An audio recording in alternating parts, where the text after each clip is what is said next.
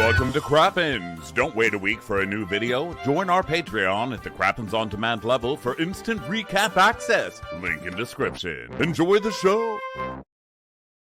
Hello and welcome to Watch Our Crappens, a podcast about all that crap on Bravo that we just love to talk about. I'm Ben Mandelker, and joining me today is the wonderful and hilarious RHONY Karam. Hi, RHONY. How are you? Well, hello, Ben. I'm great. Thank you so much for having me today. Oh, well, it's a pleasure to have you. We are here today to talk about Real Housewives of New York. We're going to find out the deep secret, the betrayal that Erin felt from Abe. We're going to find out about Scientology. We're going to find out all sorts of other interesting things, like what's it like watching New York City children climb cliffs. So that's that. Come join us on Patreon, which is always full of so many fun things, including our weekly bonus episode. This week we did Below Deck Sailing Yacht, the premiere. Our schedule's a little heavy, so we're sort of putting things in different places. So we're going to start that season off in the bonus episode area, and we'll see what happens with it. And then also you get Crappens On Demand, where you can watch us, not just listen. And that's really for everything we do these days. So if you want to watch, like you could have watched RHONY walk off camera right now. He just stormed off. He is so mad. Actually, I think he's just furious. He's furious. It's over. So that's all at patreon.com/watchourcrappens. Also, a fun reminder, we have back catalog. We have a big back catalog, and it's expansive. If you are interested in having that back catalog organized by show, we've already started doing it for you. So if you want to see, if you wanted to listen to our recaps of the early seasons of RHONY, for instance, like maybe season 4, season 7, whatever it is, go to watchcrappens.com. And we have certain shows that are organized by season, recaps by season. So go check that out. Okay. Nailed it. Nailed it. Okay, so let's dive into... That was great.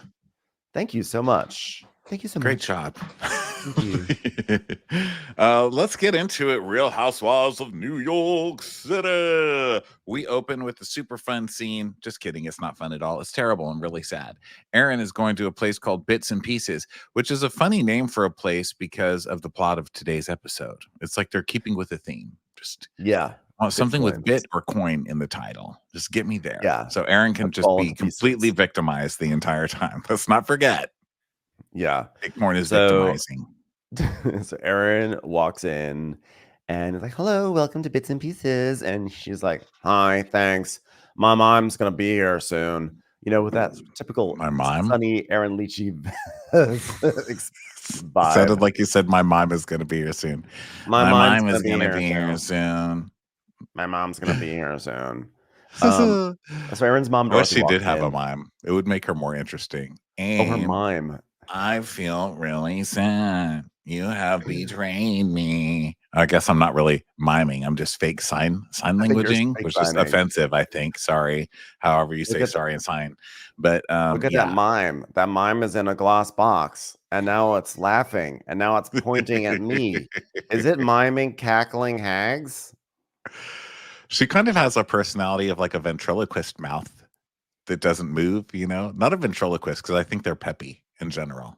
But she's just like, how ventriloquists talk, but they don't really move anything at their bottom lip a little bit. I feel like that's her personality. Okay, you know what? I'm bonkers today, so let's just keep going. Just pretend none of that happened. Okay, welcome to Watch Our Crappens, back catalog and Patreon, Ben. So Erin's mom, Dorothy, walks in, and as we know, Dorothy is undergoing treatment for breast cancer, and so she's starting chemo, and so she's here to start looking into wigs, and Erin is going to get a wig in solidarity with her mother. So, they make some small talk, this is the first day that Dorothy's feeling a little strange from the chemo, etc. And then Uba comes in and basically joins. she just got a haircut to look just like her mom's hair. And she's like, I just went in there and I said, give me my mom's cut. And then her mom comes in and sees Erin and just starts crying like, honey, I just told him I wanted anything but Erin's cut. Also, it was like, Erin was like, look at how much different my hair is. I'm like, it looked relatively the same to me, but that's fine. Yeah, she's one It of was like those. She's shorter. getting like an inch taken off, and in the salon, she's like, "Oh my god, stop! It's too much." Because you look the I'm like a same. whole different person now. I hope Abe the Babe recognizes me. Let's see if Abe betrays mom hair Aaron. Maybe he won't realize I'm the same person and divulge all his secrets to me because he thinks I'm a stranger now. Aha. Maybe he'll be more afraid of me now that I'm like my mother. Dun dun dun. By the way, I will be paying for this haircut in Bitcoin. Oh wait. You know, one thing I have to promise myself is no matter how much I want to support my mother and everything, that I won't just show up in Rhonda hair. Like nobody needs me to show up Please do in like it. some red puffy wig. You know, I would like love I'm it. taking this to social, boys. Fuck with me. I'm taking it to social. So Uba, Uba lost her mother, so she she really feels for Erin and wants to be there for her. And so Uba walks in, she's like, "Hello, Uba Hut." And Erin's like, "You didn't notice anything? I chopped my hair off. Does it look horrible?" I'm like, "You took off like 3 inches and you're talking to a lady who's going to be losing all of her hair." And you're like, "Oh my God, can't you see? Look how different I look. I lost 3 inches." It's like, God, Uma, one yeah, thing I sure. realized getting my mom's hair is like lack of hair really can make a person uglier. I'm just saying. Like, damn, Aaron. The length of Erin, hair really bedside does manner. matter to it. Really. No, so she didn't. So obviously. So then it was like, oh my God, I love it. You went from basic to basic. Amazing. What a journey. You went Did I from tell you I have a basic boyfriend now? to basic. Sorry. It's a Say it shorter again, speed because Benkeys. she went from basic to basic. Just a Yeah. little bit shorter of the same version. Yeah. Quote I my shortened the cousin. basic. I shortened the basic 3 inches for you, darling. She goes, "You look stunning. It shows your face even more." Oh my God, I saw your face a little bit more. So then there's some like wig styling and everything, and Dorothy's trying on some things. So Dorothy goes off, and Erin is like, "I like that she's having fun," which is a phrase that's really never said in that household, I'm sure. And it was like, "Oh yes, my love. So how do you feel about last night?" And she's like, wait, hold on, let me sigh. That's how I feel. I woke up this She did do that. She's like, hold on a second. Ugh. That's how I feel. I woke up this morning like really, really horror. I'm like, you wake up like that every morning. You're like, someone ate the last Dannon coffee yogurt. I'm like waking up hurt right I now. was so hurt. I literally have never been that hurt in my life. Okay. Because I felt like to go to Jenna and damage my relationship with her when I need friends right now. Brynn knows what I'm going through. She knows my mom is sick. Like, she knows I got my mom hair. She knows I got mom hair. And then Dorothy comes out in the craziest wig, and everybody's like, that looks great. No, it doesn't. What are you guys doing? What the fuck are you here for if you're not here to help your mother? Dorothy, find some gays, okay? We'll help you get a good wig. This is Yeah, crazy. she definitely had Tamara once had some crazy bouffant hair at one of the reunions, and that's what Dorothy came out with. And luckily, she winds up with a better wig later on. Yeah, Erin talks she to ended up working out. It ended up working out for her. I was glad because I was going to go help her because she's a beautiful lady. You don't want to ruin a beautiful lady with a terrible wig, you no. know? Dorothy deserves better. Is her name So Dorothy? Are Dorothy, you yeah. saying Dorothy? Oh, so I'm saying cute. Dorothy. Dorothy. Is it Hmm. is it Dorothy? Or They're Dorothy? totally different. Same Dorothy. numerology, but different intentions. So, Aaron, yeah, so they're talking about how hurt Aaron is because, it's Aaron. I've never been so damaged in my entire life. This was so horrible. She like affected our friendship. So Erin tells us the past 6 months, things have been weird with Jenna. They're still weird. What happened was when we were in Anguilla, Jenna had opened up to all of us that there were times where the money was dry. And I don't want to spill her personal things, even though I just kind of did on national TV. Kind of like when we were also in Anguilla and I had told everyone how Jenna refuses to fly with everyone. Yeah, like that. So I don't want to spill personal things, but like this wasn't personal information that was confided in just me. This was confided in 5 people off camera. So all I'm doing is bringing it on camera. I'm totally innocent here. Yeah, like I would totally not betray her, but she told 5 people, so I'm going to betray her because it could have been any of those people. Well, I think that was in the back of Brynn's mind when I said I had to pay for the Uber, and it was like, oh, let's fucking get her, you know? I'm like, well, maybe you shouldn't be talking about how you paid for Jenna's Uber in the first place. That's the implication. You're implying something with that story, not necessarily that Jenna is poor, but like you're trying to elevate yourself by bragging that you paid for Jenna's Uber. I have to disagree with you here. I think if somebody spends 250 of my dollars and then doesn't pay it back, fuck them. And I'm going to tell everybody what a cheap fuck they are. And I feel like I'm in the right to do that. Now, I think her problem is that she just didn't say, "Oh yeah, you didn't pay for that Uber," and I was telling them, "Oh my god, what is she poor?" or something. Like make a joke of it and just be like, "I wasn't Yeah, calling you poor. I was just saying you didn't pay for the Uber, and it's weird because you're rich." I mean, if it bothers you enough yeah. to bring it up to all of your friends, and that's cool, but don't do this whole like, "Oh, I didn't say," and Brynn repeating it when that's not really what I said. The whole thing here is like with Sai later. They're saying, "Well, I didn't say that technical word." Who cares? The intent was the same. Were you saying the whole intent changed? And don't tell me it's all about like, the stupid. Stop being pedantic. All right. Yeah, I mean, I guess like for sure, if a friend That's not runs being up like a pedantic, 200, right? Stop using semantics. That's what I meant. I think that like if a friend runs up like a $250 Uber, thing, then like for sure that's not right. But like I think that like I'm just thinking right now, like if Ronnie, if you ran up a $250 Uber thing and you had not paid me back, I really don't think I would go to like a group of friends and be like, and you know what else about Ronnie? I paid for his Uber. I just still don't think I would even do that.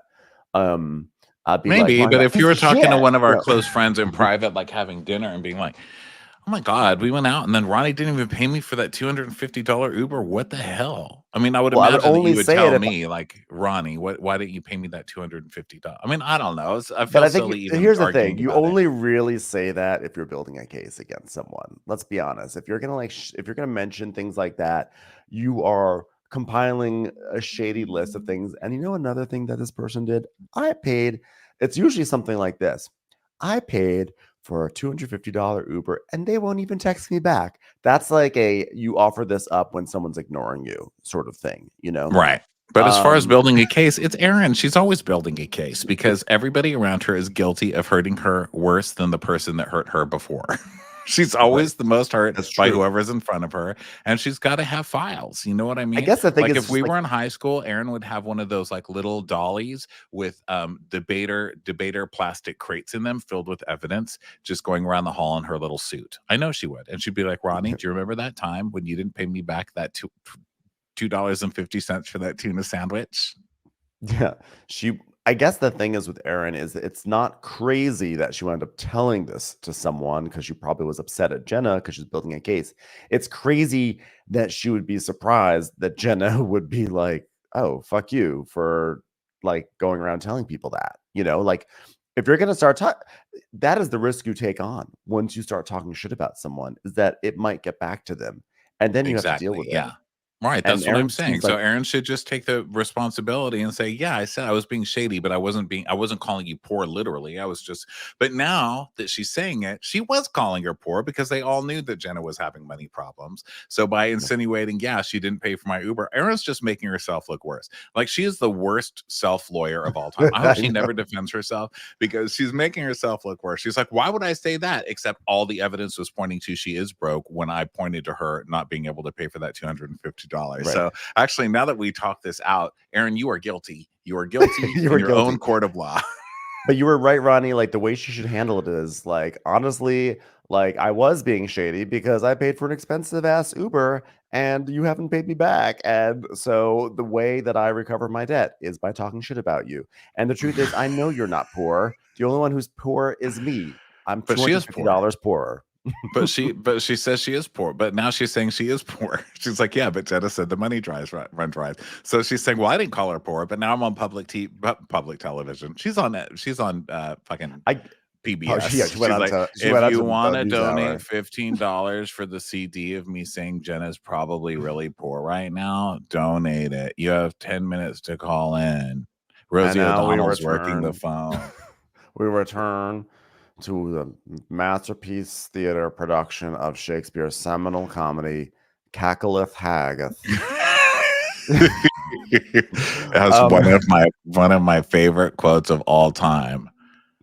Cackatholing Hagthith. Much ado about cacklings. Kiss me cackle. Kiss me cackle. Wow, we really Musical modernized version. quickly. It's the musical version of Taming of the Cackle. Oh, Taming of the Cackle. Macackle.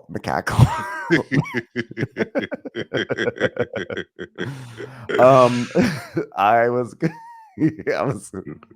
what I was going to say is I imagine the context of the conversation was, yeah, like Jenna actually never paid me back. So like maybe when she was talking about the money running dry, maybe it's like more serious than we thought, huh? Which is still not right, but Right, exactly. She's just lending credence to the idea that she was in fact talking about her being poor. So then now she's making it like, well, Brynn knows that. She knew that information about Jenna. So maybe when I was saying that she didn't pay for the Uber, then Brynn put it together and said, oh, I'm gonna get her now. I'm gonna get her. Well, no, I think she was like, oh my God, you guys, you want to know what a backstabbing asshole Erin is? Let me tell you. I think that's more where she was coming from, and you literally handed her the evidence. So exactly. I don't think Brynn sits there and goes, "Oh my God, I'm gonna get her." But I think Brynn is like, "Oh, that." I think Brynn has a good shade dar. I think she picks up on shade really quickly, and she probably went running to Jenna and was like, "Oh my God, Erin was being shady to you." And then, of course, when Brynn retells it, Brynn is also an embellisher, so she makes it sound much worse. So it's just a shitstorm that probably could have been avoided if Erin just kept her mouth quiet in the first place, or if Jenna had paid her paid it Uber. back. You know, Yeah. I mean, ultimately, this goes back to Jenna paying her goddamn Uber. And apparently she was on Watch What Happens recently and said, no, I never paid for it. I still haven't paid for it. Which, Wow, I mean, really, I have to say, just as a side note, Jenna has really come through this season.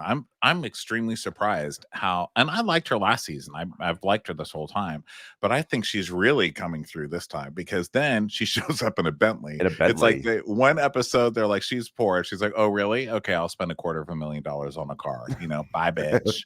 And I just think that is so beautiful. I mean, it's just so well done and so well played. I mean, it's a great thing to watch. I mean, you talk about a blossom. You might as well have like a little fucking French. What is that little hat she used to wear? A little beret. Yeah, a little beret, because you're basically Blossom, babe. Oh, the Blossom hat. That's like the flipped up, like, it was like a flipped up bucket hat or something. Oh, the bucket hat. Yeah. Yeah, I have to say, I love the way Jenna flexes around these women. For instance, them flying in a helicopter to the Hamptons, and she's like, "No, I actually, just when you thought you understood me, because that last season I was all about flying business. Guess what? Now I've decided I'm going to reject your helicopter and drive my own personal $250,000 Bentley down through traffic just because I guess probably a better way to say it is that I just really want my car to drive me there because that's basically what it's going to do. So I'll see you, but have fun on your SpawnCon helicopter. Yeah, have fun on the helicopter you don't own while I drive my Bentley that I do own. Okay. Yeah. Yeah. Have fun flying in Becky. a brand. Okay. I'll be in a Bentley. You're going to be in a Blaze. I'll be in a Bentley. Oh, not a Blaze. I was going to say, why would you name a helicopter company Blaze? Don't they crash a lot? But it's not as Blades. Yeah. Blade. It's like a name of a kid in Orange County. Blade. Yeah, 100% it does. So Erin's like, the frustrating thing is that it's like almost reliving the cheese story. Blah blah blah blah blah. Blah blah blah blah blah. Blah blah blah. Erin, why are you making flashback sounds? I thought it would be more evocative. And then we see the story again. I love that they keep playing this story over and over again on this show. Like it was the most fascinating story ever. It's hilarious. I know. And it like, just comes to Brynn. It's like, last season. This is me interpreting Erin telling me the story. Okay. She's like, that's cheese. And then supposedly Sai goes, that's weird. That right there is what set off that entire season of not much. Let's face it. Of nothing. And they're like, By you the know what we way, should do? Bring back the cheese. That's what the audience the cheese wants. fight. Iconic. Mother. Erin, also, if you're gonna talk shit, you know what? Erin's allowed to talk shit because we all talk shit, but just don't do it in front of Brynn because Brynn will gossip about everything that you say to someone else. She does love to stir the pot. She loves making Erin squirm because Erin is so squirmable. Like, you say one thing. I mean, you see it later in this episode when she just mentions Staten Island and Erin like can't even deal with that. But we'll put a pin in that for later. So Erin's like, she makes stuff up. So Uba's like, oh my God, I did not look at it that way. And she's like, to be fair, I also did not want to go back to the cheese conversation. It's just not as good. She's like, I didn't look at it that way, darling. But now that you say it's that way, I will fight for that no matter what for the rest of the episode. I thought that Uba has no opinion. And then Erin's like, no, but here's your opinion. And she's like, good, now I have an opinion. She better watch out.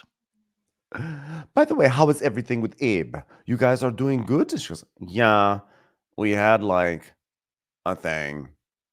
I don't tell anyone. I just needed him to be there for me with like everything with my mom. And then he just piled it on all this shit bit by bit. Please don't ask me what it's about. Oh my God, I have no more coins. Did you see what I'm doing there, Uba? Can you figure it out? It's a puzzle. It's a riddle. And Uba's like, I'm here if she wants to share, but it's really hard to give advice when you don't know the full story, babe. And she's like, yeah, there are decisions that Abe made. Hold on, everybody. I'm going to cry. It's not really coming, but let's just pretend there's tears, guys. But the problem was that the truth came out right in the middle of me dealing with my mom and everything we're going through. So I couldn't lean on him because he betrayed me. He betrayed me, and I was furious with him. And it's so much. I can't talk about it. I don't want to talk about it. Please, everybody, stop asking me about the affair that he caught himself up in. Surely there'll be a salacious story to uncover here. Can't wait to find out what it is. Yeah, he's been seeing people that I don't approve of. She's like kind of hinting. She's like, I don't want to actually say what it is because I want to kind of make America think that Abe is having an affair on me because that's the most interesting thing that would have happened in my life. So let's just keep that going for a few more episodes. So now we go to a cafe where Sai and Jenna are sitting down to have a drink. And, I really feel like last week when I noticed that Sai sounds quite often like a cat meowing, ever since I sort of clocked that, I have not been able to unclock it. And when she talks, all I hear is this meow, meow, meow, meow, meow, meow, meow, meow, meow, meow, meow, meow, meow, meow, meow, meow, meow, meow, meow. You'll never be able to unhear it, I swear to God. So Jenna's like, okay, what's up? And she's like, well, we're starting the high school process, and I was on a call yesterday because I need to know everything. Because, I know you're going to college with Becca, right? So tell me what you're doing, how you doing, and who's hooking you up? Hook me up, hook a lady up, all right? You paying for this? Is it sponsored? What's going on? I was like, oh my God, just please don't be a nurse. You know what I mean? You're dying. That's it. What do you want me to tell you? You're dying, all right? I looked at the papers, and you got no hope. What do you want from me? What do you want from me? What, I'm a bitch now? Sorry. Well, you're going to die, so you might as well die enjoying the chocolate pudding we're giving you. So Jenna's like, I don't know where the side voice is going, but I'm just going to roll with it. I'm just doing my season 2 Sai is a cat meowing but speaking English. And that's my inspiration. So Jenna's like, okay, well, high school is so different in New York. I mean, where does your daughter want to go? You have a daughter, right? I actually don't know anything about your children. She goes, oh, well, London definitely wants to go to LaGuardia. And, she's going to audition to ballet. She goes, oh, that's good. LaGuardia is amazing. I didn't know they had a school there. I thought it was just a place where poorer people take flights, but this is a school. Yeah, no, it is. So, she can, but she doesn't handle rejection as well as I do. So I don't know if she's going to do, because I'll tell you one thing. She's a shit dancer. She's not going to get very far in this process. Trust me, I reject her every day. She hasn't learned to handle it. What are you going to do? Yeah, Sai, you handle rejection really well. Here's Sai. Sai's handling rejection so well that she took last season's reaction from the audience and is now trying out a whole new personality. It's like you're doing great. You're doing great over there. So Jenna's telling this story. She's like, when I went to Parsons, it was just so rough because they would do this critique, but I was staying in a YMCA. It was like I could touch both walls with my arms. I mean, it was small, but also I have large arms, really long arms. It kind of hurts. Guess I shouldn't really be talking about that. That hurts. I was just vulnerable right now, and I just need a moment, if that's okay. God, long arm Judith. That's what they called me. Do you think they have tea here? So it's like, I really do enjoy you, and I enjoy your conversation. I really do, and I feel like I think this is really great advice, and I'm really like in a good space, and like I don't want to go back to being like angry girl, and like no one wants that. That's why I'm upset. and Jenna's like, which I understand. Sorry, that was me trolling you. I have no idea why you are the way you are. So yeah, well, that's what came out the other day. I had no intention of losing my cool. Like I'm working on myself. Look at me. Look, wait here. Hold on. I'm gonna laugh. Ah! That was fun, right? Me laughing. And Jenna's like, well, look, I don't think anyone ever really intends to lose her cool. That's why it's called losing their cool. It's like how no one intends on losing their money. That's why it's called. How did you get here? Was it an Uber? Do you have that app? Yeah, of course I do. What, you've been banned from it or something? So Jenna's like, I don't remember what Jenna says, but Sai is basically like, I was really mad when you told me that Brynn told you, then I hate you. I was like, it's these feuds at the top of the season are really sometimes hard to follow because they all happened off camera in between the season. So it's like one feud is Brynn told Jenna that Sai hates Jenna. The other one is that Erin didn't stick up for Brynn enough with Jeff Lewis when Jeff Lewis insinuated that Brynn is a call girl. The other one is that Brynn heard Erin say that Jenna was maybe poor, and then Brynn told Jenna that Erin said this. It's like it's just like it's harder than House of the Dragon. But there are also things that they actually said. So it's like they're both arguing about things that they've admitted to saying, just with different wording. So then Jenna's like, oh, here's the thing. It's just, she's not the only one. Okay. So many people have said things that you said about me. You hate me. You don't like me. You wish I was dead. You want me to be run over by a car. You hate my teeth. You think my eyelashes. Humor. It's my humor, Jenna. That's all. Well, I mean, I'm just, that's what you're saying. So I just want you to know that that's what I'm hearing that you're saying. And she's like, well, I think that like what set me off last night was because we're close. We're very, very close, me and Brynn. We were so close. She lost her mother and I had her over to Thanksgiving. It's like, okay, I don't think you're allowed to drop that Your in Bryn's, someone's face. Thanksgiving. Like, you're not to throw that in somebody's face. Like, your mother's dead and I was there for you. Like, no, you can't. No, you can't throw that in someone's face. Maybe just stop with, I was there for you. Yeah, but you know what? I said, hey, if you're in California, come to my house for Thanksgiving. Did I mean my Brooklyn house? Yes. But it was still a friendly invitation. I offered her to come across the country to my Thanksgiving. And then she goes behind my back and she can't talk shit about me. It's like, that's not what a friend does. Like even if I did say that, like, wow, that's pretty fucked up. So I think it like really triggered me that night. Other things that triggered me, lack of food. I saw people's faces and I didn't like the lighting. There was a lady breathing in the restaurant. Really bothered me the way she was breathing. And Jenna's like, what? I just don't. Well, first of all, I really like that Sai just admitted the problem. Like, no matter what I said, so what if I was talking shit about you? The fact that she told you is the problem. And that is the problem. So I'm glad it's gone from like, I didn't say that. I said something else. And now it's into, fuck that. A real friend would let another friend talk shit, which I totally agree with. And it's so weird to be on Sai's side, but here I am. So then Jenna's just basically like, okay, well, I think what happened is you were triggered and you didn't really process it. What you really need to do is, bring vulnerability into things. You understand? Hug yourself. Say Sai is a little girl. Say, Sai, God, you're little. Your arms are so short. Were you born like that or were they shortened? Who shortened them for you?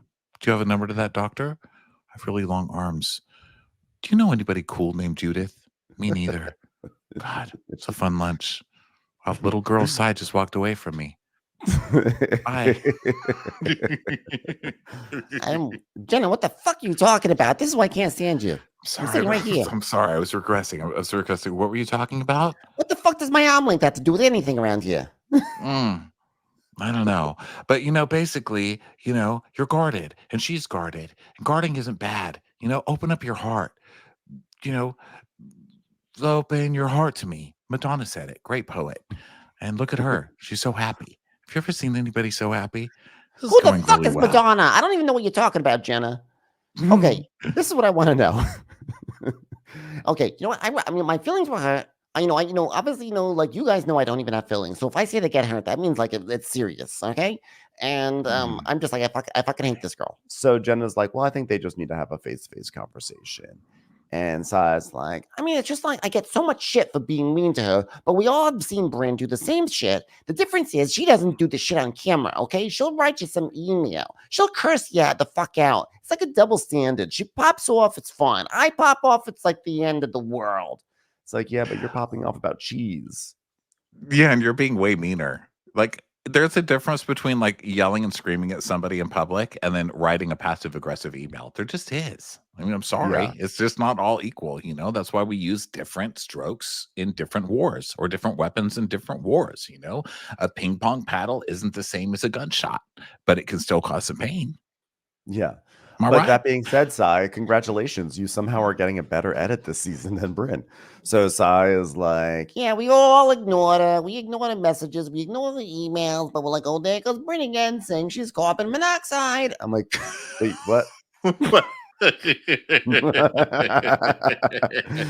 That was Is that a so thing? funny. I had to stop it. I rewound it. I was like, what? And it was that she said. She calls herself carbon monoxide. And then we see this text, and Sai reads it to us. It's from Brynn. I'm a screamer, y'all. Someone who's tried to fuck with me once called me carbon monoxide, invisible, odorless, and sucks the very life out of you before you even have the chance to realize it. When Brynn is upset, she threatens people. Okay, Brynn, you're terrifying. Also, I love that somebody describes himself as, Ask anybody. They'll tell you I suck the life out of you. wow. No. I don't think you Maybe- should tell people that. Inside voice. My defining feature? I'm kind of like the gas that comes out of a muffler. So Jenna is like, I remember the carbon monoxide text. Truthfully, I don't think Brynn was looking for a response. However, yelling at someone over text is not my preferred mode of communication. Also, because of that carbon monoxide comment, I did decide to get a hybrid Bentley. So that way there'd be no Brynns coming out the back.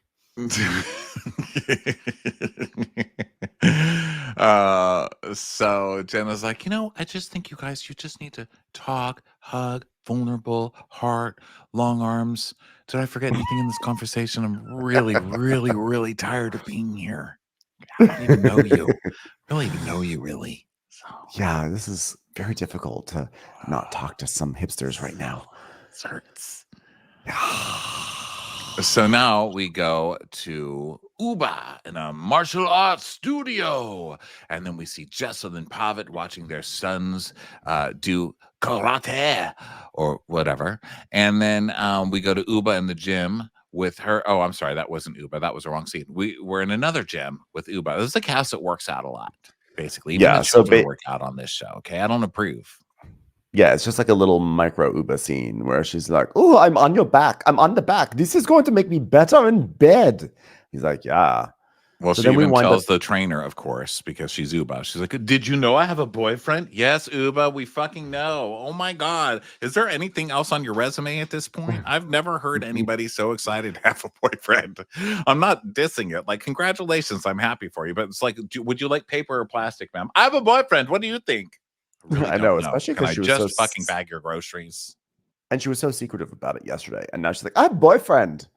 So now we go to Raquel, our new cast member, and she's in her apartment. And she's like, babe, what is it you wanna what is it you have to do for school for this recipe? And basically her daughter has to make a family recipe more eco-friendly. Oh, Which for is like, fuck's could sake. you I don't know what New York City schools are like, but if you had to tell me like I need to make our family recipe more eco-friendly for school, I'm just be like, you are in Manhattan right now. That's what that tells me. And hey, I support it. I love the idea of a more eco-friendly family recipe, but it's just so get the funny. fuck out of here. What does that even mean? You're going to use less fossil fuels? Yes. I think in the Mandalore gasoline Yes. pie, we're going to use a different ingredient, maybe apples instead. Get the fuck out of here with your eco-friendly food. I cannot with that, but it's also hilarious that's very 2024. Like, we've got to have we're going to take macaroni and cheese, but we're going to make it better for the planet. Okay, look outside, look at what you're doing to the city. Okay, all of you collectively. There's nothing about Manhattan that says eco-friendly. So Raquel, we're friendly. as they're in like an enormous high rise that definitely was not built with solar panels. Were powered by solar panels, even though there may be some on the roof, but it's just very funny. So Raquel is like, well, she's like, so what recipe are you thinking about making, hon? And she goes, Connecticut pasta, which like I don't even know what Connecticut pasta is. That like a lobster roll with like wagon wheels in it? I don't understand. It's just white people. So Raquel's like, it's just different shapes of white people. It's like different little Norman Rockwell painting shaped pastas. I don't know what the fuck it would be. The mayor of Darien, Connecticut, in pasta form. So Raquel's like, do we have to make it? We never actually ended up writing it into this book. It's basically the Cast of the Ice Storm in pasta shape. So Raquel is like, she's like, I created it. So I created Connecticut pasta. I created it out of pasta I ate at a restaurant in Connecticut. It's kale, Italian sausage, Parmesan. It's their favorite pasta. I'm like, I'm pretty sure you didn't invent that, Raquel, but I appreciate it. No, she didn't invent it. She ate it at a restaurant in Connecticut and then I guess remade it at home. You know, she's like, oh, here's the flavors. I'm going to put them all together. Now that said, they say she doesn't cook well because the Mel is like, well, we only have two choices because she doesn't really cook a lot. So it's that or the peanut butter and fossil fuel sandwich. So she makes it. I have to say, it sounds good. I mean, yeah, well, it sounds if you like put sausage, I don't eat it personally, but if you put it in something, I mean, those oils will cook the shit out of anything, really. Put some sausage. Well, that's like that classic. It's like that, you know, like broccoli rabe and sausage. It's kind of like that. It's like a play on that, essentially. Yeah. You know, I love that. So I love that kind of pasta, by the way. Yeah, it's the only broccoli that can put a TV up in less than 7 minutes. So then Raquel's like, are you going to make the dogs food, babe? And Mel's like, yeah, hang on, because Paolo's feeling anxious. And then we find out that Mel is a forensic neuropsychologist, and so she's having to diagnose everybody all the time, including their pets. And because Elle, the daughter's like, Paolo's always anxious, and Paolo's like, Paolo's like, stop doting on me. I'm anxious because you're doting on me, mothers. So Raquel is basically saying like, Mel definitely caters to the dogs a lot. I mean, they have sun protection, they have cologne. We have someone that comes in just to give them massages. Paolo had to go on an acupuncturist for his childhood trauma. I was a little surprised about this. I felt like based on Mel, I thought Mel would be like, I'm going to put the dog in the back of my Harley and drive it around the block a few times until it's tuckered out. And then, you know, it'll be fine. But she's like very doting on this dog in almost like a Cameron Westcott kind of way. No, a lot of times people on Harleys are very sensitive. Okay. It's like they're punks, but they're like, you know, they're sensitive, guys. That's why they're about to commit suicide every day. I mean, motorcycles are very dangerous. You heard me sliding down the hill on my Vespa the other day, and I'm still ready to get back on. There's something sad about it, you know, that we all have in common. So Raquel's like, oh, because she's like, oh my God, do you need more acupuncture, babe? I'm so sorry about your trauma. Let's talk. And the dog's just staring out. And Raquel says, look at him. He's just looking at me like, save me, please. Let me be a dog. And Elle says, the only time he's happy when he's about to eat. There, boom. That's a neuropsychologist right there. You know, cut straight to the quick. That's how a dog works. It doesn't give a fuck about you. It does not give a fuck about its childhood. It gives a fuck about food. Give it some food. He's healed. Boom. having dogs and talking to them to the doctor and taking them to the doctor is actually more expensive than the kids. So now I'm just like, they gotta eat well. So now it might be like, kids, you just order what you need to eat, and then I'm actually gonna cook for the dogs. Ha ha. The dog's waiting great. for its kale and sausage pasta. Dog's like, can I get pasta, please? So Raquel's like, can I have some Norwalk sauce on the side? So Her Raquel, daughter's like, Mom, how do we make this Purina you feed us every day more eco-friendly? that's called Connecticut Purina to you. So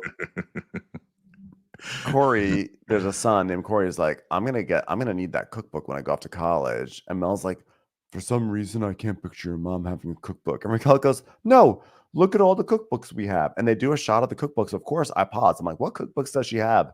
They're literally all art books. I'm like, this is your problem. You're cooking from a retrospective. You're trying to on cook art Andy from the 20th Warhol. century. It's like this Can't this food Marilyn again. Monroe won't melt. It's like, Mom, why do you keep serving us Campbell's soup?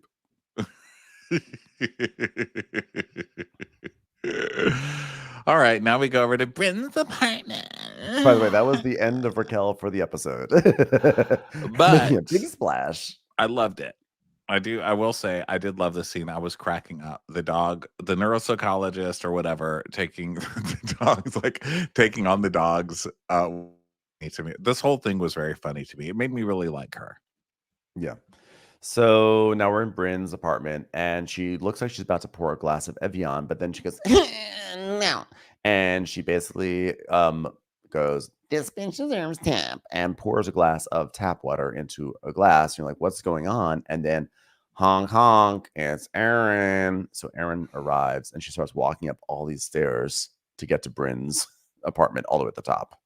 She has to walk up 5 flights of stairs. This is such bullshit, but it's hilarious that Brynn made her do that. Yeah. And what's so funny is they put, like, whoever it is, I don't know if it's the tenants or whoever owns the building, they put all this art in the staircase to make it like, oh, you may have to walk up all these stairs, but at least it's like fun and clever and engaging. I'm like, no. It's more insulting to me that you put up all this art there. Like, let me go through my torture of climbing up this massive staircase alone. Yeah, I've lived in a couple of buildings like that where the elevator was constantly out. One, we were only on the 4th floor, but the one on Western, well, was that the 4th floor? I think it was the 5th. It was always hell, especially with groceries. I just can't. I will never, even if I get rich one day, I will never live in a glorious high rise because of that. The elevator can always go out. You're fucked. Okay. Yeah. Don't do it. So Erin, it's funny watching Erin do it though, because she's like, oh my God, as I'm walking, I'm sweating profusely. And I'm wondering, God, did she break the elevator just for me? This is the most hurt I've ever been by an elevator. Yeah, I know the elevator's broke. I put water there for you. The hair is cute. Brynn's like not getting up, by the way. She's just sitting on her sofa on her phone. Yeah. Like I'm like, you realize there's someone who just walked into your home? Yeah, she's you may giving not her like this, her. She's giving her the cold shoulder. She's like, what's up?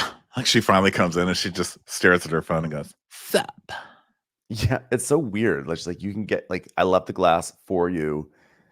It's like, if I understand why she's frosty with Erin, they just had a fight, but then don't invite her over, meet her at a public place or something. It was just such a strange move on her part. Love it. She's so rude. She's like, oh, sorry, go ahead. No, I was gonna say it really spoke of carbon monoxide. It's like, wow, that's exactly what carbon monoxide would do. So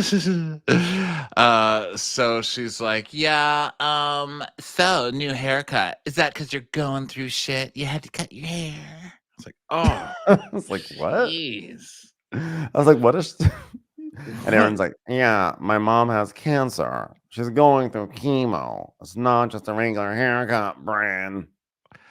And so, I mean, both of them are so them. That's so low to be like going through shit. Yeah, her mom's got cancer, but it's also Erin to be like, my mom's got cancer. Like we're in this fight, you know? So, yeah. So then Erin's like, well, I wanted to meet Sugar. And she goes, yeah, maybe next time. So you hit the dog? You won't. Brynn withholding the dog. She's like, I'm not gonna let you have a cute scene with Sugar, but you can have a cute scene with this pillow because the look of this room is balls in your face. So Erin is like, I just want to start where we were the other night. I have been really stressed, really overwhelmed, and like very, very emotional and very raw. Look at me. Look how raw I am. I'm just like a big piece of steak at the supermarket. Raw. Take it in. The other night, honestly, I don't even remember the things I said. So if I said things that were hurtful, okay, you're starting off badly. I don't remember the things I said. Don't even start with the apology. Just say, why were you talking shit behind my back? Yeah. You want me to help you remember? And she goes, I'm apologizing to you. No, how you apologize is you say, I'm sorry. You don't say, I'm apologizing. And she's okay, well, now I have to change the way I say it. Cackling hags. Because you don't remember. That's really interesting that you don't remember. Really interesting. Really, really interesting, Erin. So she's like, oh my God, okay. I mean, why are you being so condescending right now? I'm trying to open up to you. And she's like, I'm not, I'm listening. But you guys came so hot at me. What were you even thinking? And she's like, oh my God, this wasn't me and Sai. That was Sai who came at you hot. Okay. I was just goading her on. It wasn't me. Yeah. And Brynn is kind of like saying, like, Yeah, but like when she starts doing that, you just sat there like, yo, I fight my own battle. Like you could have just sat there and like been like, I fight my own battles. it's funny that Brynn wants Erin to say to Sai, hey, stop sticking up for me. I fight my own battles. And then she's like, by the way, you didn't stick up for me. With Jeff Lewis. Yeah, exactly. And then Aaron's like, well, people get all heated. Okay. I'm an authentic person. Okay. So sorry if I get heated. It's authentic heating. I can't mask myself all the time. Like, if it looks like I'm shocked that you were not raised doing coloring books in the shadow of Brad Pitt and Gwyneth Paltrow, that's authentic. That's who I am. I would have bought a new mask to wear, but unfortunately I was short $250 that somebody didn't pay me back because they're poor now. So sorry. And then I was like, oh, I know what I can do. I can just cash out my Bitcoin and get that mask. And so Bryn's like, well, honestly, I can say that I've never screamed at anybody in public before. And she's like, oh, yeah, I get it. Because you're like carbon monoxide, right? It just infiltrates. And then Bryn's like, oh, God, she's bringing up the carbon monoxide thing. Don't tell people I'm like carbon monoxide. Well, I also I love that Aaron was like, I remember that. I was like, why are you offended by Brynn calling herself carbon monoxide? She didn't call you carbon monoxide. She's like, I remember that. You called yourself carbon monoxide. She's like, yeah. And you're a fart. Silent but deadly, but not so silent. So she's like, okay, can I just say one thing about the radio thing? I didn't say anything. Okay, but again, we see the clip and it's a slightly different this time because Jeff definitely is like, I think so. I think someone's giving her money, And then Aaron says no, and he's like, well, I think so. And she does say no. But I mean, look, she should have probably in hindsight been like, no, she's not a whore. Stop calling her a whore. That's not cool to be calling a lady a whore just because you don't know where she gets her money. She has she could have been stronger against it, but I mean, Brynn's maybe a little too upset. Like, go be mad at Jeff, go yell at him. Here, punch Weezer, push Olympia Dukakis out into the road. Sorry, it's a Steel Magnolias reference. I don't get it. That wasn't on purpose. Aaron's like, I should have stopped it sooner. Okay. And I understand that. And I agree. Brynn's like, you didn't do it, Jeff. You didn't do it, Sai. I don't need grown-ass women yelling at me. I've come very far in my life doing whatever it is that I do that's sort of nebulous to avoid shit like that. But I wasn't yelling at you. She goes, yeah, well, it's a very Staten Island of you. And she's like, do not call me Staten Island, okay? I was born and raised a city person. I'm a born and raised city person. By the way, for people Staten Island people would take umbrage with that, ma'am. Okay. Also, for those Staten Island is part of the city. Okay, they deal with all your trash. I am a born and raised city person. Jeez. Oh, it's so great. So she goes, okay, city person. She goes, will you just hear me out about the radio thing? I'm very sorry. I'm very, very, very, very sorry. She goes, people still ask me about it. It's like fucking embarrassing. She's like, oh, I'm very, very sorry that you're She's so like, it's been 8 fragile. fucking months and people are still asking me about it. Like, what am I gonna do? Don't make me mad or I'll date your dad. I mean, Hold on. I want to get some nudes ready for when I go to a party and I stand next to a guy that I want to flirt with. I can't believe you would imply anything like that. so it's like, from the bottom of my heart, watch, I have a heart. You want to see? Oh, am I crying? I'm crying, right? Do you see it? Look at the bottom of my heart. Is there a Bitcoin there? I'm missing one. So Brynn is like, it's worth a lot now. So she's like, my heart was broken. She goes, oh no, Aaron says, no, thank you, because thank you for apologizing about Jenna, because Brynn does. And Aaron's like, thank you, because my heart was really broken from you. And she goes, really? Your heart was broken, Aaron? She's like, yes. Okay, because you went to Jenna to try and break up my friendship. And she's like, No offense, but I did not. She asked me, did you forgive Erin? You shouldn't have, because she talked so much shit. Why would you forgive Erin? She's like, literally talked so much shit and you already forgave her. which I don't believe that. We've never heard Jenna say anything close to that. Jenna would be like, have you forgiven Erin? Really? God, you really have you gotten vulnerable? Have you closed your eyes and just become a little girl again? Have you hugged that little girl inside? God, you should do it. It's great. when you hug that little girl, do your elbows touch the walls? When you So hug her, just don't comment that her hands are coming back around to touch each other on the other side of you. Oh God, I'm sorry, I'm projecting. Long arm Judith. here's the thing. I don't believe that Jenna was like, wow, I can't believe you forgave Erin so quickly after all the shit she's been talking. But here's what Jenna probably said was, wow, oh, that's great that you guys made up. I thought it would take a while because she's been talking so much. But I think it's really great that you buried the hatchet. Like that's what she would do. But Or wow, this is you forgave her again so quickly. Wow, typical, because you guys fight all the time and then you forgive each other in 2 seconds. Something. or like, wow, I'm gonna go redesign Rockefeller Center. What are you doing? So I think the thing is that with Brynn is Brynn By is the way, do you want to have this conversation at Rockefeller Center? Because it's more accessible now, thanks to me. there's a special parking spot for my Bentley there. Poor people can go there now. Have you seen in front of I'm trying to think of a fancy store there. What's over there? I haven't been there in a while. Never mind. Go ahead, Ben. Neiman Carry on. Marcus. Yeah.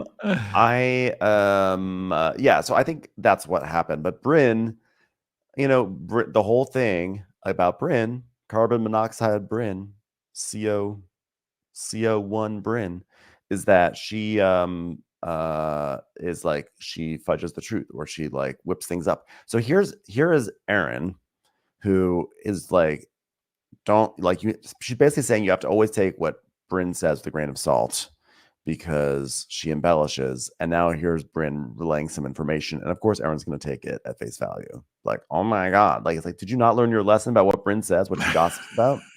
2 seconds later. So then Erin's like, okay, she was still upset, but that doesn't make her okay. But her ego got bruised. So, look, fine. I'll get over it, basically. So Brynn's like, No offense. You really should not talk about anybody's money. Okay? Never talk about anybody's money ever. she's like, I didn't talk about anybody's money. I talked about everybody's lack of money. Okay. And as a born and raised city person, that is what I do. As a born and raised city person, $250 could get me a cup of coffee somewhere. So it really is impactful. So Erin does the whole, well, we're just going to agree to disagree on that one, which, by the way, if anyone ever says that, it says, I'm right. I know you're wrong, but I don't feel like trying to keep convincing you that you are wrong. So I'm just going to continue on with my rightness. That's what that phrase means. Yeah, I think they're both like, you know what? We're never going to really always like each other, but we're still the closest out of all these girls. And we should try to take Jenna down. Let's do that. That sounds more fun. It's like, and then Erin starts crying about her mom going through chemo, and it's like a lot for her, understandably. And Brynn's like, Erin and I are like sisters. We get under each other's nerves so much, but it kills me to see her like this and being upset. That being said, I'm still not going to introduce her to my dog for another 2 months. The good old we're just like sisters. And so then she asks how she is, and Erin's like, it's rocking me. And she's going through the whole, she's talking about her mom and how sad she is and all this. And Brynn's just kind of looking at her and she's like, I'm sorry. That's it. But Brynn's like, we're like sisters and this shit makes us closer. So then that's it. I mean, they make Well, up. basically, Brynn is like, By the way, you want some Evian? I gave you top water before. and everyone's like, oh my God, this was top. That's hilarious, which is now going to become the next storyline for the season. She gave me top water and said I was from Staten Island, and that's all I deserved. So then we go to Jenna, who is with her sister Maya, her friend Heather, and the son Beckett. They're walking arm in arm, looking just fashionable and gorgeous. This is assistant Maya, not sister Maya, although they are all have been adopted as godchildren, I'm sure. And they're going to go rock climbing. And so Maya and Heather are there to laugh and support at everything that Jenna says. These two were such classic, like hipster, like how do you describe it? They're not really sycophants, but they kind of were. Like anytime like Jenna got scared, they would get scared. It was just it was very like New York hipster, and I was really amused by it. Yeah, surround yourself with friend employees. It's the good old Camille Grammer style of life. I mean, stay happy. Yeah. You know what I mean? Those people will always be nice to you. They'll be like, hey, Jenna, I'm mad at somebody. Should I go talk to my inner child? She'll be like, yes. God, I just love people that know that they should talk to their inner child. And I'll be like, sucker, ding, ding, ding, cashing their checks at the end of the week. So they come in and she goes, hi, I don't want to say we're here because we want to climb, but we're here because we're gonna climb. So do you get it? I don't know. You're not laughing. I don't know. It's making me feel insecure. It's like taking me back to my Jenna, childhood. that was hilarious. Oh my God. Thank you. Thank you. Yeah. Okay. I mean, sorry. Great. More hipster, please. So So then like, a guy's like, oh my God, I'm going to get you your harnesses and then I'm going to show you how to auto blaze. and she's like, Beckett is leaving the nest soon. And I never have seen him rock climb. I've actually never seen really much of him at all. I didn't even know he existed, but he does. And he's actually great at it and loves it. So I'm actually very terrified, but I'm just going to pretend like I'm just climbing a wall of khakis to get to a shoe at the top. He's going to be gone soon. So I just want to do things really, really super dangerous. So, maybe you can go a little earlier because it really is hard to wait till fall, to be honest. Small apartment. So they go through a tutorial and the guy's like, yeah, by the way, when it's time to go down, like sort of push back and jump off the wall because we don't want your body doing what we call cheese grating on the way down. And Jenna's like, cheese grate? Why do I want to do this? Nobody wants a cheese grate. I don't want a cheese grate. I thought we were done with cheese. Can we just rename it for the day? Like maybe you get to the top and then you sort of khaki your way down. What about just a nice denim brush? How about that? So Beckett goes up climbing, and while he's climbing, Jenna is like, oh my God, I can't look. And then the assistant's like, I can't look. I can't look either, Jenna. I'll see either. The one's like, I'll look. I'll be the brave one that will look and will report back to you all. Did you look? I couldn't look, Jenna. Did you look? Well, I looked a little bit. I looked a little bit too. Just like you. I couldn't do it. So then supportive hugs and so because it's Jenna's turn, because Beckett knows how to do it. He goes up and he bounces himself down the wall and stuff. And Jenna's like, oh God. Okay, I'm so scared. You guys, will you support me? We're here for you, Jenna. We love you, Jenna. You can do it. You can do it, Jenna.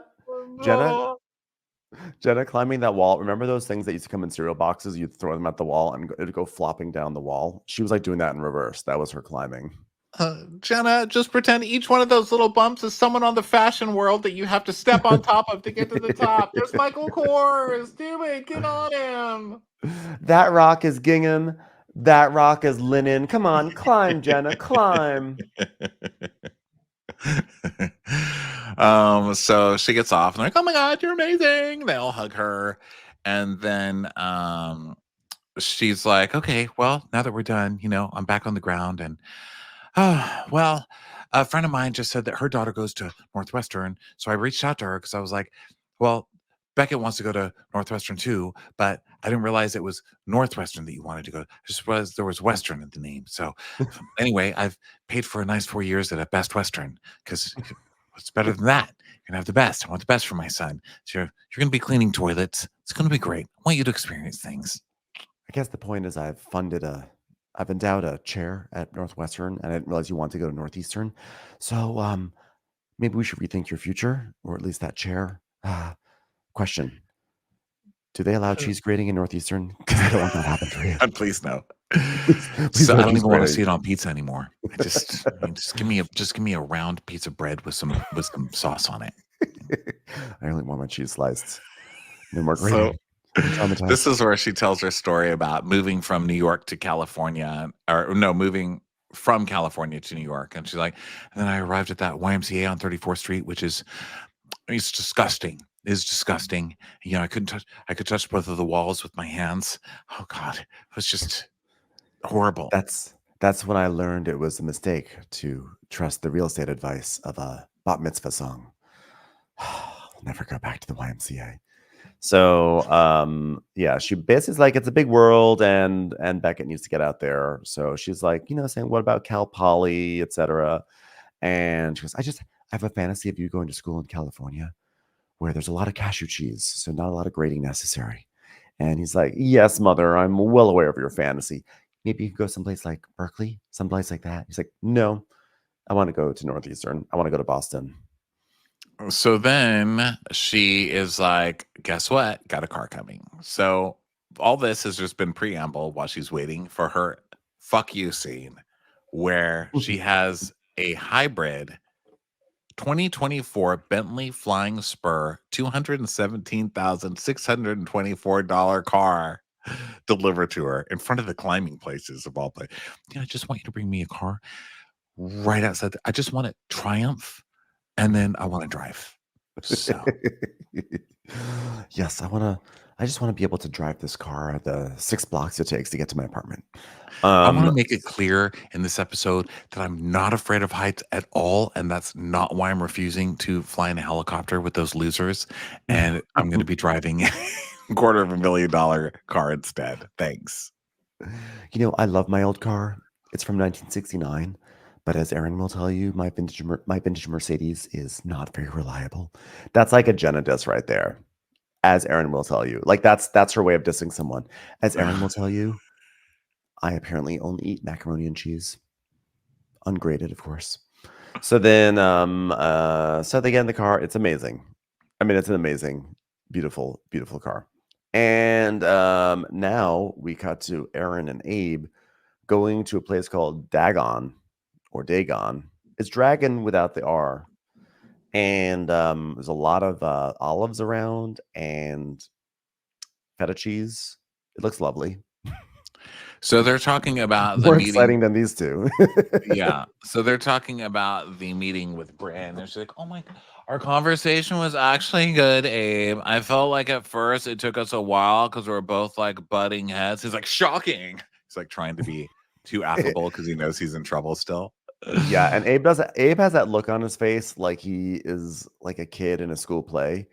Like he's like sort of quietly reciting other people's lines until it gets to his line. He's sort of his lips sort of move very little. He's like sort of does like this little lip movement, and like his eyes are studying Erin very closely. Like, my line's coming up. My line's coming up. My line's coming up. It's very so she's like, I'm really hopeful that we're not going to fight in the Hamptons home because I'm hosting these girls again. And then we see a flashback to Erin inviting everybody in the most exciting voice message that we've ever seen. Because, people get super creative on these shows. Like sometimes there's a mime, bringing up mimes again, or sometimes an opera singer. Just bringing up every way that Karen Huger does it. But people can get super creative with it. And Erin's is really good. She's like, hey guys, want to come out east next weekend? We can figure out rooms when we get there. Shakshuka. I know. Everyone get ready for a weekend of shakshuka. I'm terrified. I might not have running water. The kitchen's literally being installed now. If anything goes wrong, I won't have a kitchen. but at least I'll have a Bitcoin. Oh, wait. And he's like, things already have gone wrong, honey. She's like, yeah, but that's construction, like that's like, I just work so hard. I just want to have fun, which is why I got really mad at you this year with all your shit, by the way, which is the most hurtful thing that ever happened to me. I was so shook. He's like, oh, I didn't realize we were going to transition into my shit from talk about construction. Okay. He goes, well, when I hide things from you, it's obviously not coming from a malicious place, just from a sneaky and untrustworthy place. But I get why it would piss you off. Like, you get why it would piss your wife off when you hide things from her, and then when you later find out financial things from her own account. So she's like, pissed off. Doesn't even begin to ... Yeah, it's much deeper than that, honey. So much deeper. God, you're getting it. So she's like, wow, I mean, finding out, dun, dun, dun, here we go. Did he cheat? Did he cheat with a dude? Did he cheat? What's he doing? Who did he cheat with? That's all I can Finding think. out that you had an affair, a financial affair that needed to be reconciled, was terrible. Yeah. Finding out you live a double life of selling Bitcoins.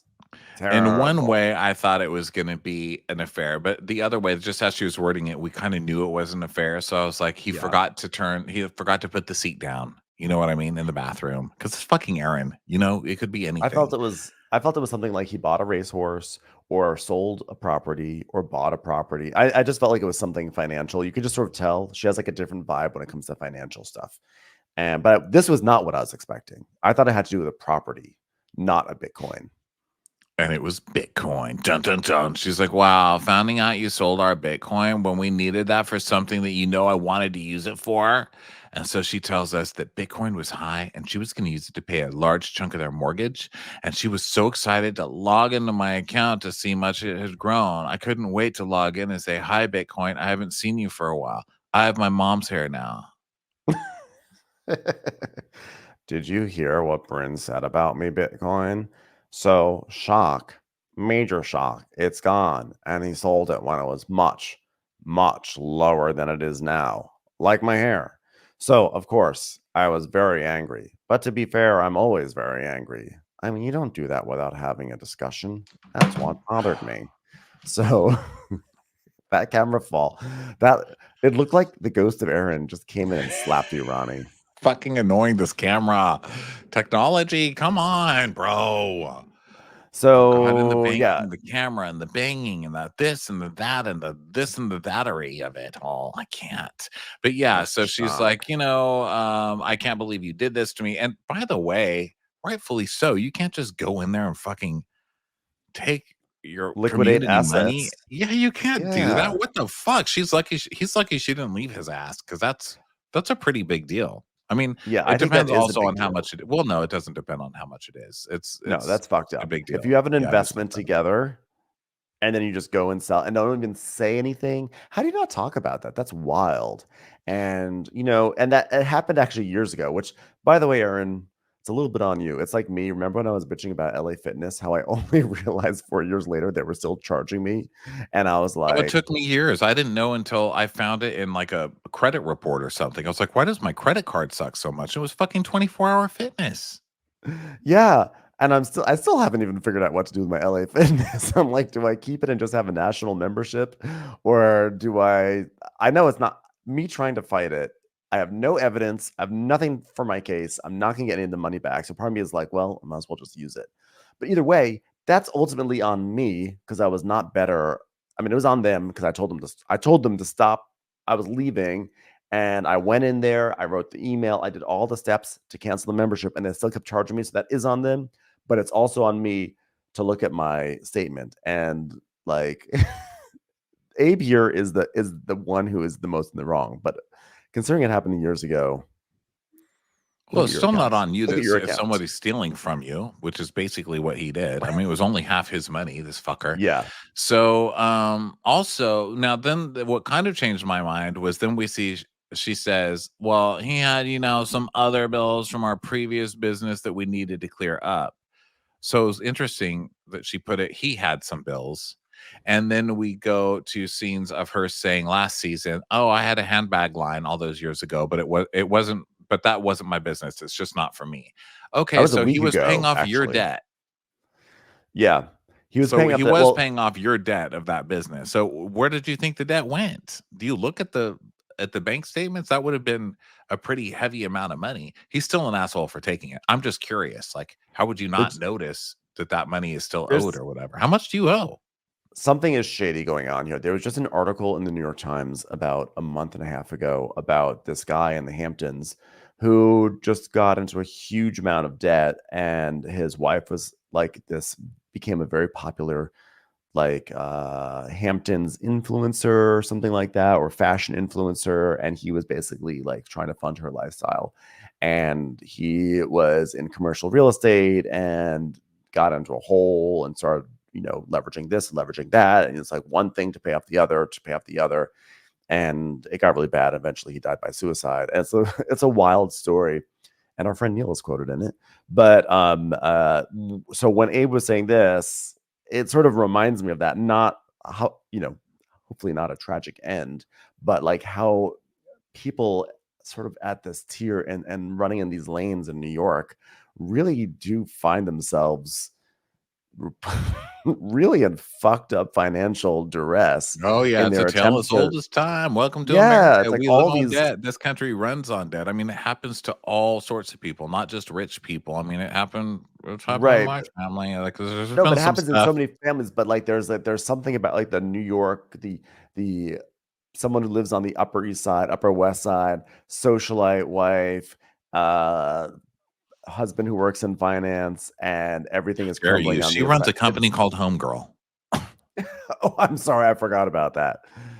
But either way, I was like, oh, this could be much bigger than just like a Bitcoin that was sold prematurely. Yeah, especially because he's so contrite. He's just like, "You're right, honey. It was the worst thing that ever. God, it was way worse than I'm even saying, honey. Sure was. You're right about that. Gee, sorry about that. Sorry for hiding stuff, honey."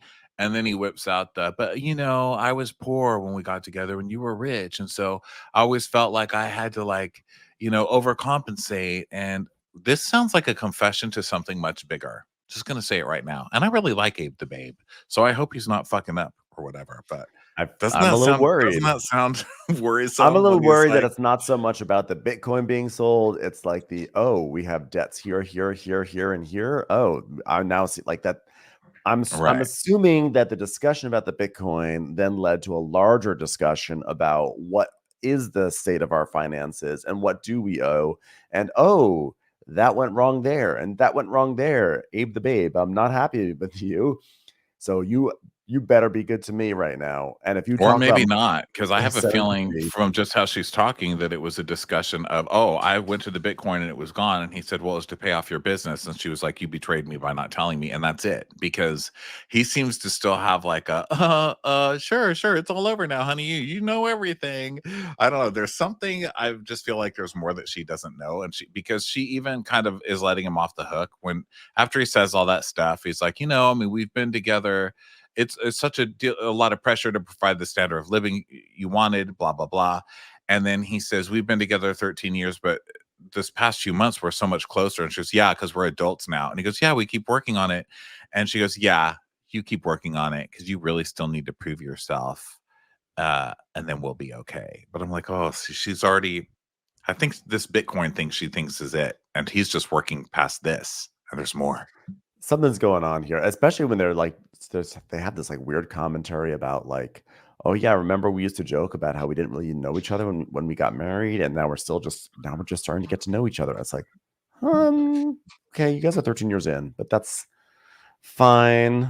They're kids. I mean, they're still so young, and that's another thing. I've sometimes watching this cast, I forget some of these people are really young. Erin acts older because she's just like, "I'm so disappointed," but she's a young lady, really, comparatively. She is young. She's like younger than many cast members of Vanderpump Rules, which is what's so wild. Wow. So anyway, now we go to Uba, who now walks into a place called Unsubscribed. Which is she is unsubscribed for being single. She has boyfriend.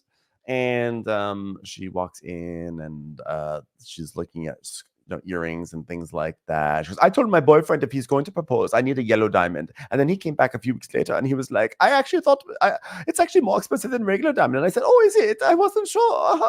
The employer's like, yeah, great, sorry. Yeah. Yeah, they're like, wow, welcome. It's a diamond store. People spend a lot of money in here. I'm so impressed. Did I tell you I have a boyfriend? Yes, I heard. So then Sai comes in. And it's like, Oh, that's a cute. Yeah, you getting jewelry? Let me take my jacket off. I'm getting like Jenna now. All I do is button downs. It's not hilarious. Me and Jenna, we're just like this now.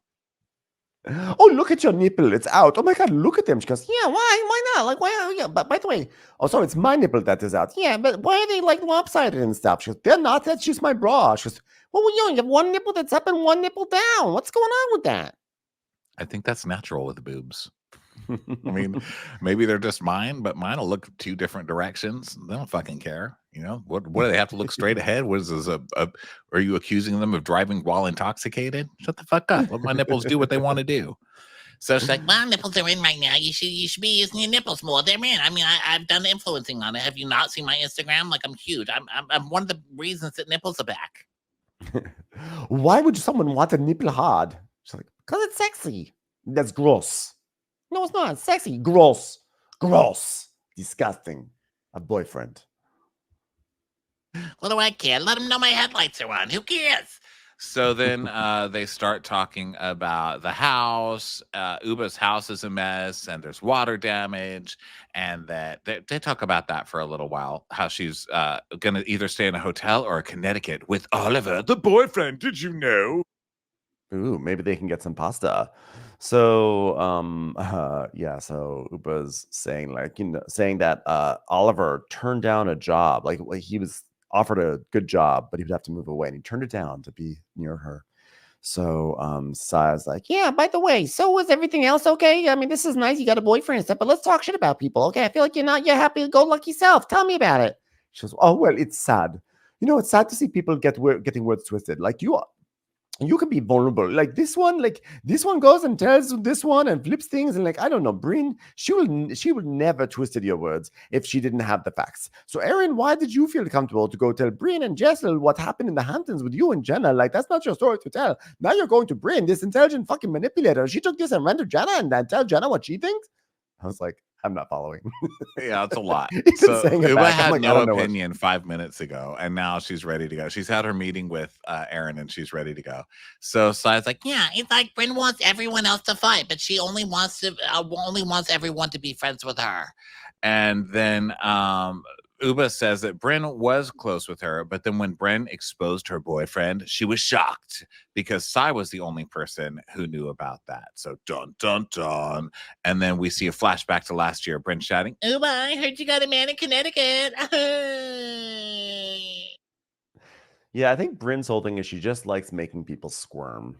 That's like her favorite thing. She's gonna sort of out a piece of gossip. She'll be like a little more sexual than people around her are comfortable with. She loves a squirm factor. That's her kink. the squirm factor. So then Uba knew after that moment that Brynn is not loyal. And she's like, because I've been there for her. And when she did that, whoa, I'm taking 10 steps back. And she's like, and then 10 more steps back every time she twisted. And I think somewhere I'm in the Maldives. I'm not even in New York anymore, darling. I'm that far away. And guess who's next to me?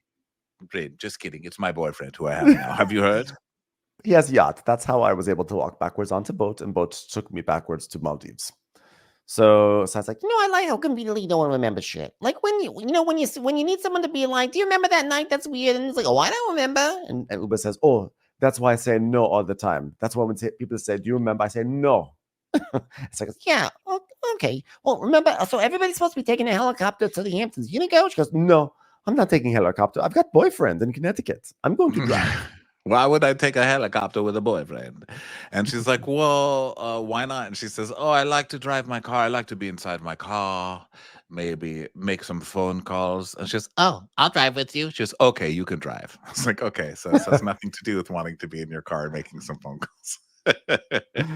She's like, "You've been tricked. You are not my driver."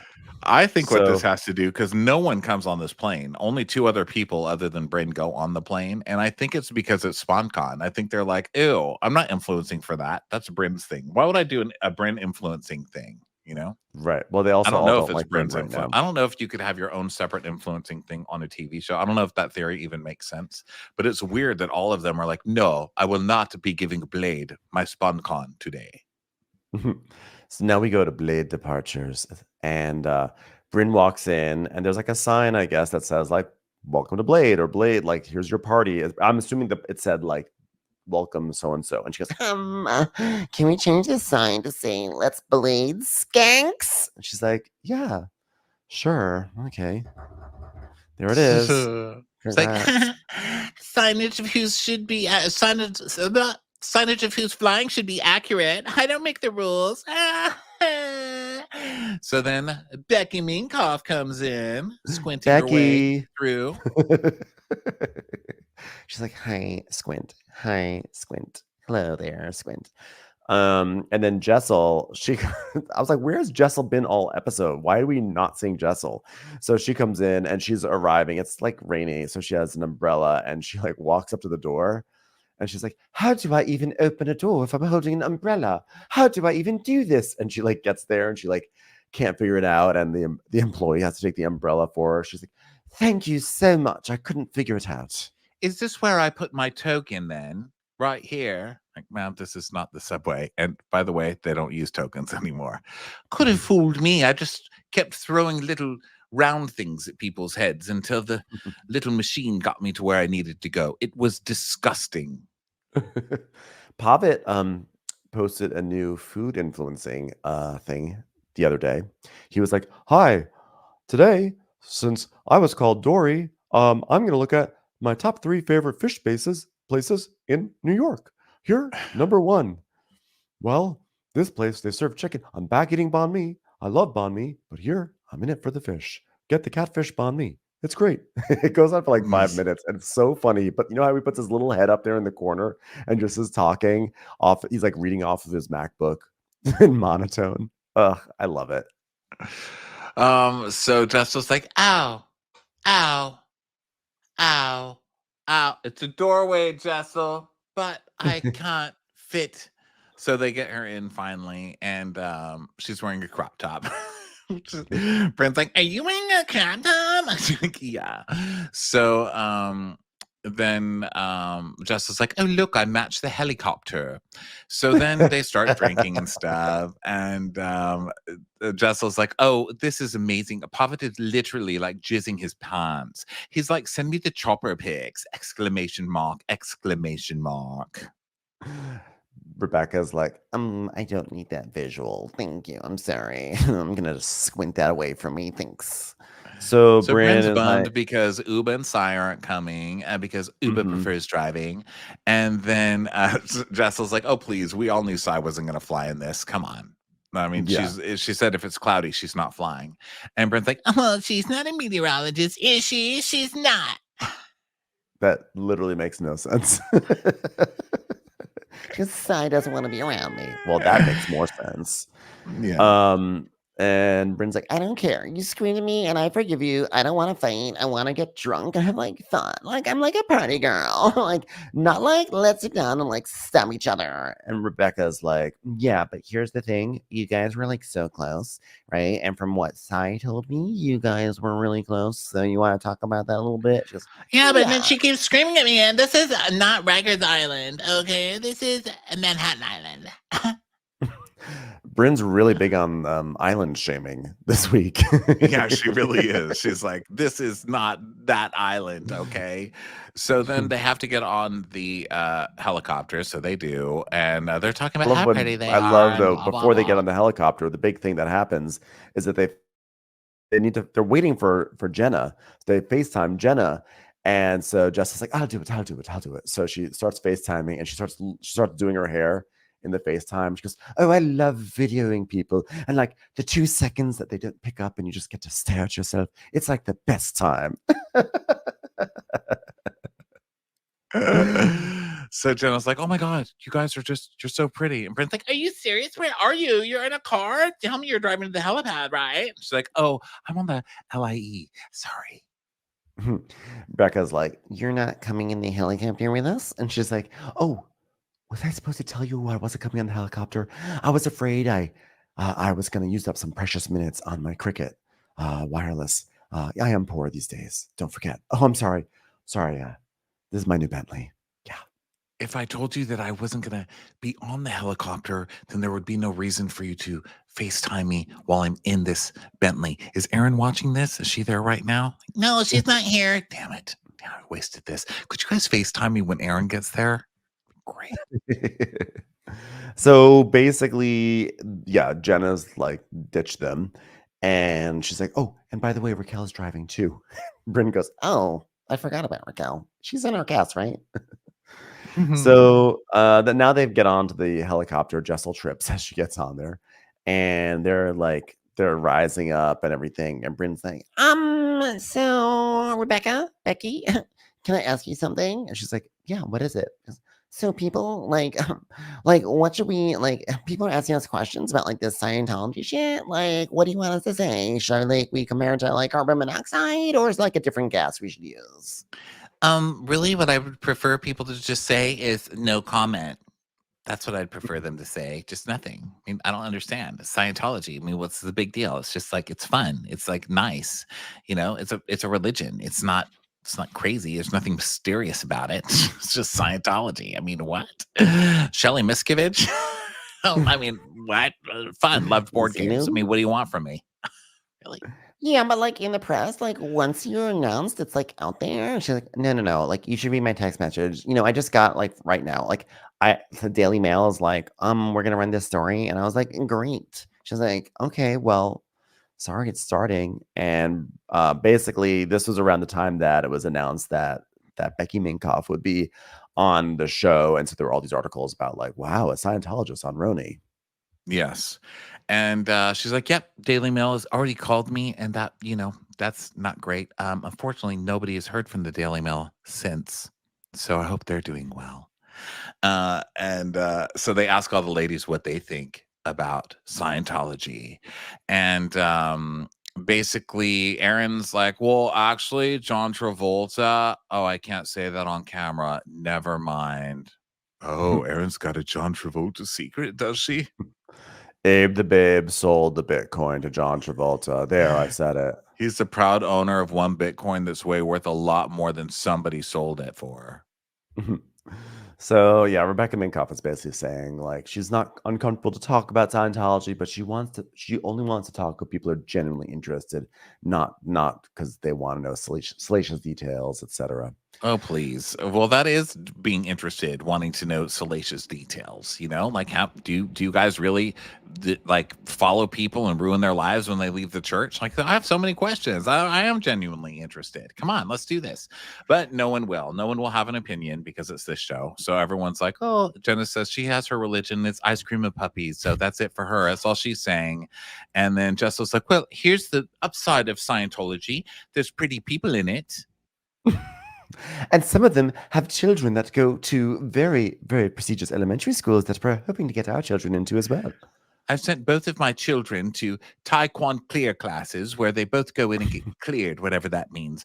That hopefully we'll meet someone famous. This is a moment that would call for Ramona Singer. Like, whoa, what's going on with your cult? Okay, I mean, I hear you guys abduct people. Okay, she would just come in with like a sledgehammer. What do you do? Do you worship frogs that you're like taking apart to dissect and look inside of? That's science, Ramona. Yeah, that's what I'm saying. Crazy. What do you do? Have a pastry dish? You guys all about pastry dishes?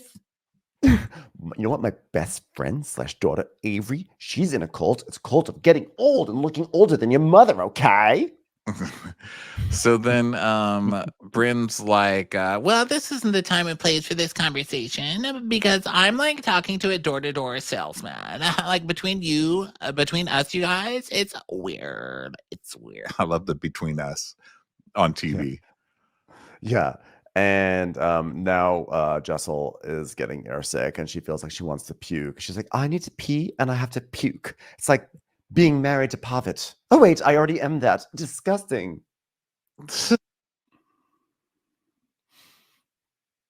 And so you're on mute. I guess we're good, but that's it. I guess we're gonna avoid the whole Scientology thing. That's a shame. I hope someone's like, let's talk about it. Because in the previews, when they showed Brynn asking about it so bluntly, I was like, oh, okay, we're gonna talk about it. But now it looks like we're not gonna talk about it. I want to talk about No. it.